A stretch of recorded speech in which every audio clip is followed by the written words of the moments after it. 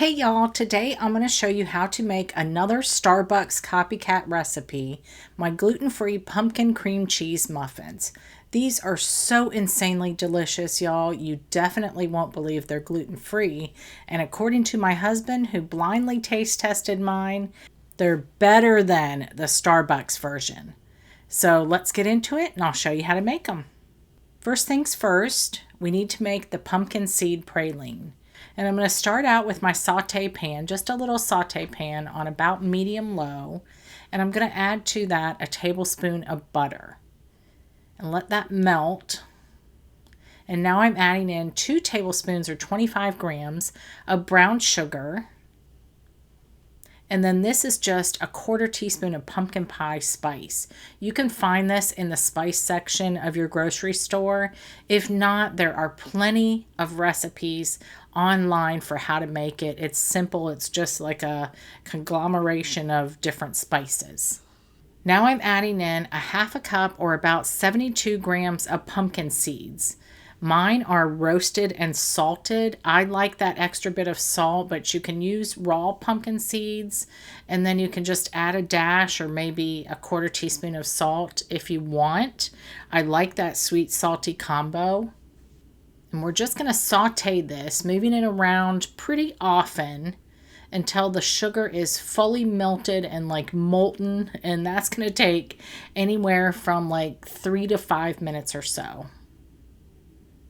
See, it's getting nice and bubbly now, and this is when we really know that that sugar has become no longer grainy. So we'll go ahead and pour it out into our dish. I have a tiny little sheet pan. It's like 1/8 of a sheet pan, but you can also put them on a sheet of parchment or onto a silicone baking mat. And we'll need to let these cool completely, and then I'll just chop them up like Starbucks does. Okay, I've just got a large bowl here, and I'm adding to that 3 1/4 cups or 455 grams of Kim's gluten-free all-purpose flour blend. And this is 3 cups or 600 grams of granulated sugar. To that, I'm now adding 1 1/2 teaspoons of kosher salt. And then all of this is 2 teaspoons of baking soda, 1 teaspoon each of nutmeg, allspice and cinnamon, and a 1/2 teaspoon of ground cloves. And I'll just give this a quick little whisk. And then I'll set this aside while I mix my wet ingredients together. I'm adding 2 cups or a 15-ounce can of solid pack canned pumpkin, and make sure it's actually the pumpkin puree, 100% pumpkin puree, and not that pumpkin pie filling, because the pumpkin pie filling has loads of other things added to it. And I'll add 1 cup or 240 grams of vegetable or canola oil or any other neutral oil. And I bet coconut oil would also work pretty well here. Just melt it first. I'll crack in 4 eggs, which are all at room temperature. That's important for them to be at room temperature.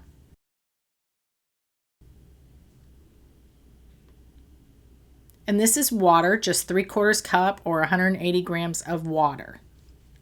One thing I did forget to add in this video though was 1 tablespoon of vanilla extract. I had it sitting over to the side, forgot about it. Don't forget about it in yours. So that is in the actual written recipe. So now I'll just add the wet to the dry, and I'm still going to use my whisk, but I'm going to be a little more gentle about it and not real vigorous in my whisking. And the hardest part of this recipe really is letting this batter sit. I like to let this batter sit for a good 15 to 20 minutes or so, just so the flour and all the starches in the flour hydrate, which creates a thicker batter, and that then helps to give the muffins that nice dome shape that everybody's always after.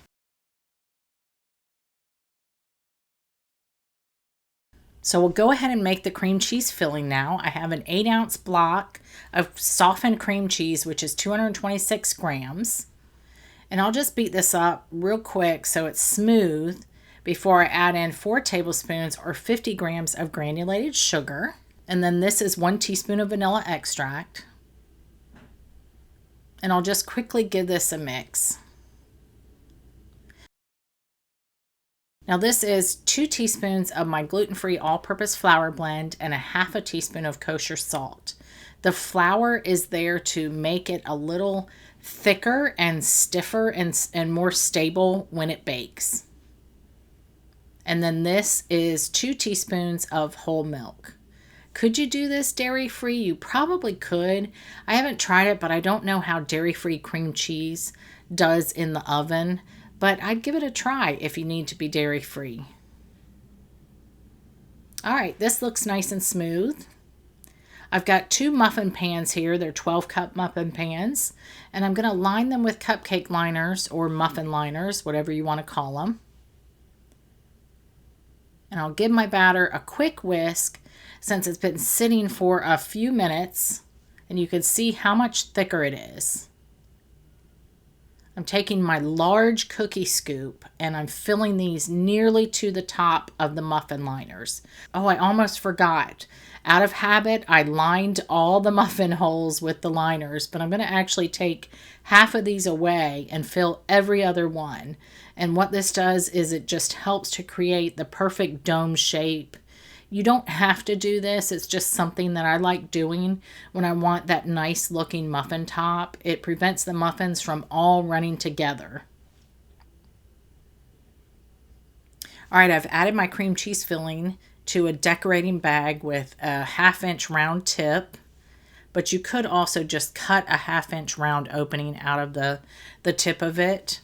And I'm putting the tip right into the center of the muffin batter and squeezing gently as I pull up, and then I stop squeezing when I reach the top. And then this also, adding that cream cheese mixture, it also causes the muffin batter to rise to the very top, which also helps create that domed muffin shape. There's several different things working together to create that nice dome shape. So I already have my oven preheating to 400 degrees Fahrenheit. And that initial blast of high heat is also going to help the domed muffin top. Okay, when the praline cooled, I cut it into small bits, just like Starbucks has on their muffins. And I'll just sprinkle some of this around the edges of each muffin. Be as generous as you want because there's plenty of this to go around, y'all.